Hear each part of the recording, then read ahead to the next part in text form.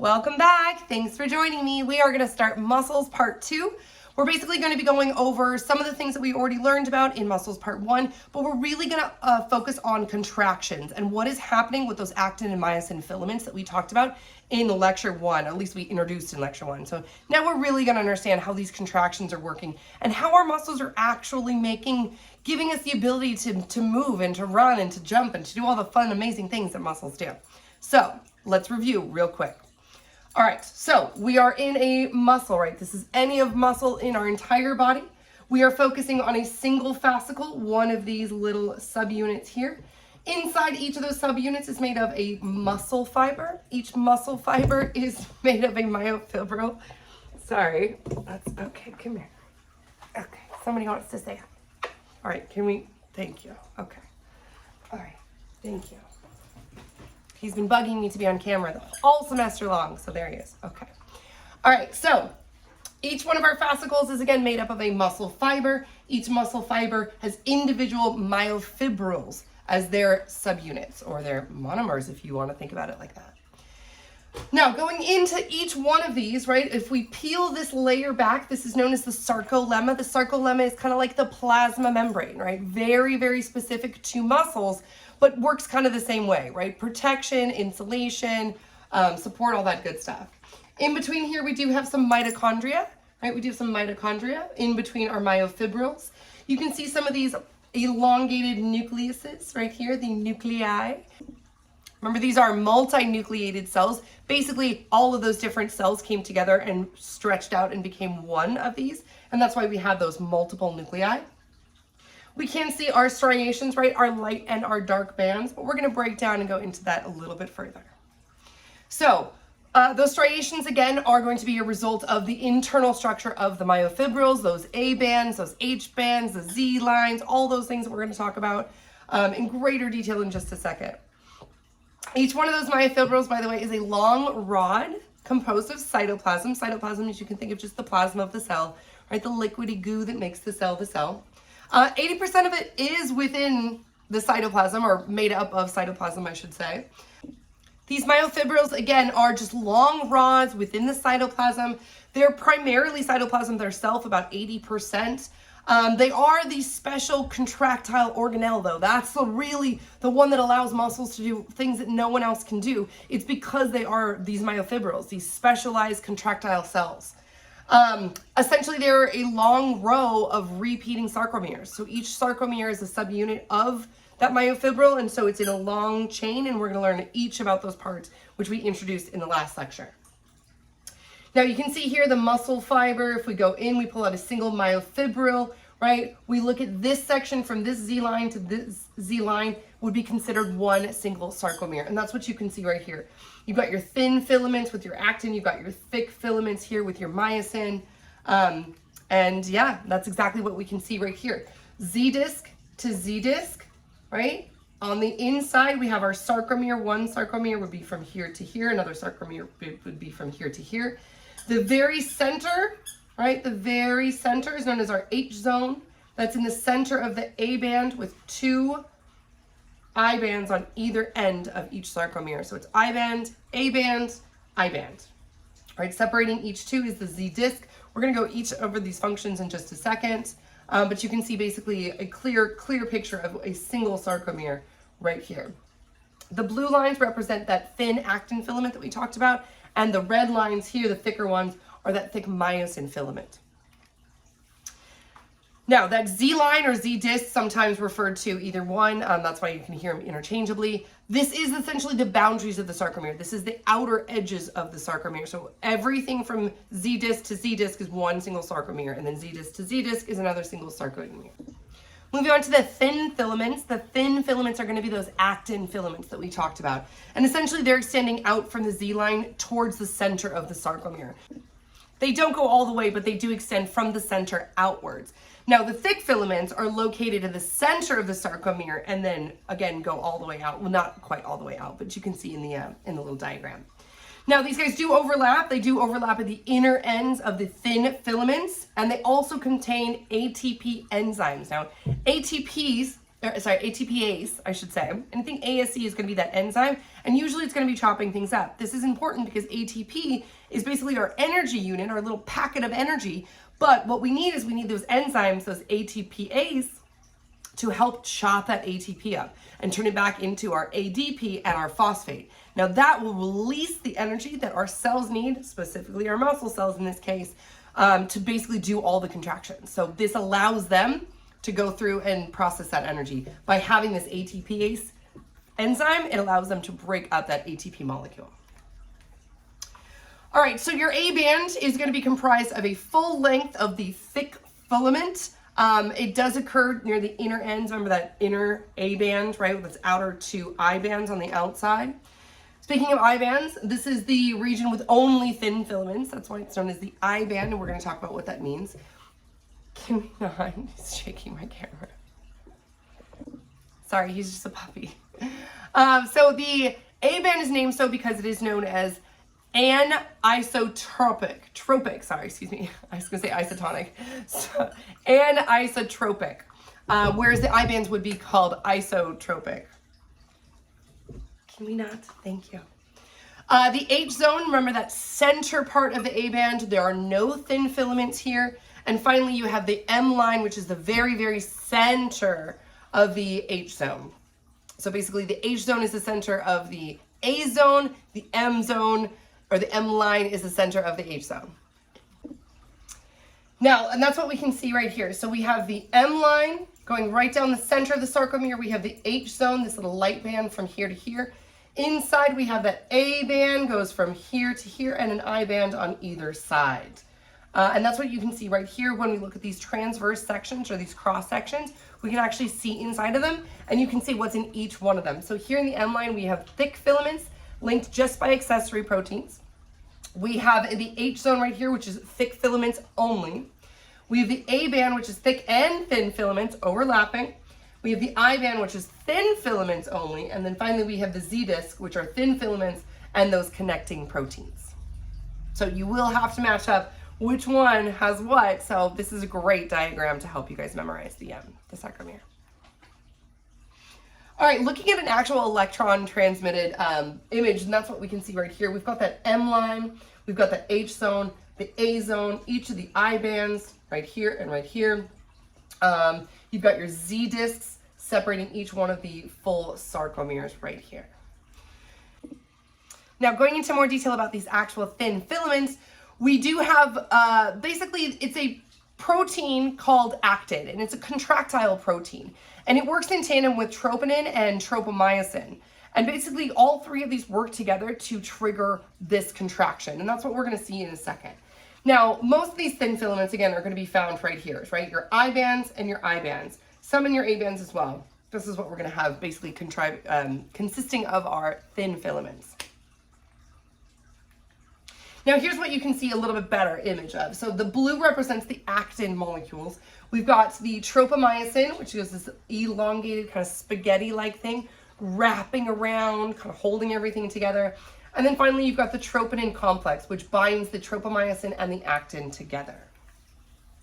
Okay, so that's what you see right here. This is the binding site for actin, tropomyosin, and calcium. Remember I mentioned in the first muscle lecture, calcium is super important because that's what's going to be what triggers our contraction, the release of calcium. So very important. Let's see, we do basically have control of this because we are attaching the troponin to the tropomyosin. These two allow kind of control over the actin. So when the actin is triggered, it's kind of controlled by these two, right? You don't always want a contraction. Remember, that's why we get that uneven eye twitching, right? Uncontrollable eye twitching, which we don't necessarily want, right? That would be if there's not regulating. And these are known as regulatory proteins. It's very important to not always just trigger whatever kind of reaction we're going for. Sometimes we do want to turn them off, I should say. Let's see, we talked about our Z discs, right? Our Z discs, which separate each one of these. They do have thin filaments attaching them. Let's see, we already talked about the overlapping thick and thin filaments in the A band. We talked about the H zone having thick filaments only. So the thick filaments, right? The myosin filaments, not the actin filaments, but the thick ones, the myosin, is composed of myosin, hence actin, right?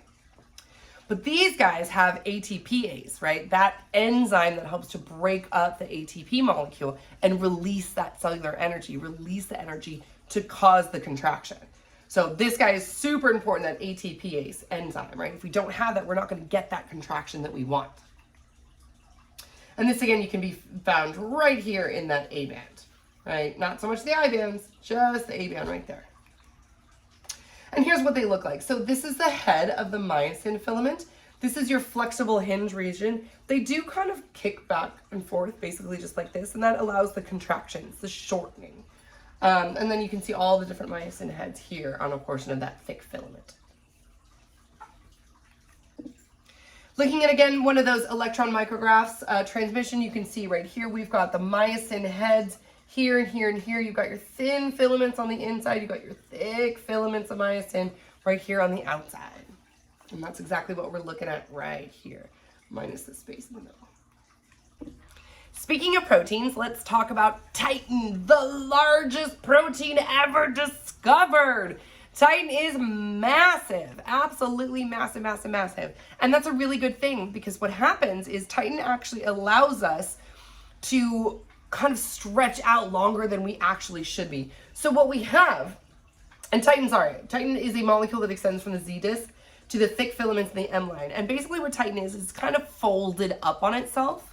And this is really important because when we're relaxed, that protein kind of relaxes and it coils up on itself and it folds into this nice little product. But when we actually have to get something going, when we're stretching that muscle or when we're using that muscle, it stretches out, right? And that's why it's so ridiculously long, because it really stretches, allowing for this amazing flexibility for us.